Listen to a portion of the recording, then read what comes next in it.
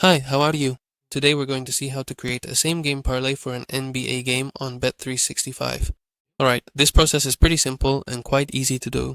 We're going to click here where it says Sports, either in the Bet365 app or on the Bet365 website, wherever you are.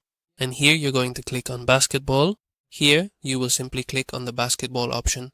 And then, well, once you have clicked on Basketball, absolutely everything that is related to the exciting world of basketball will clearly appear right here for your viewing. What we are going to do next is to carefully scroll down the page or gently swipe to the right side of the screen to diligently look for the specific NBA game lines, okay? Here, for example, you scroll down and get to this point, okay? And well, here, we're going to click on game lines, and here we're going to choose a game. For example, we're going to click on this one right here, okay? We click on it, and when we do, we'll see different options here. For example, here we have this option called Same Game Parlay.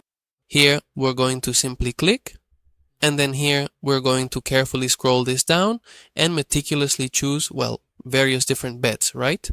We are going to select a variety of different bets, and after we have successfully selected them, we're going to proceed to click right here, where this particular option clearly states Add Bet, okay?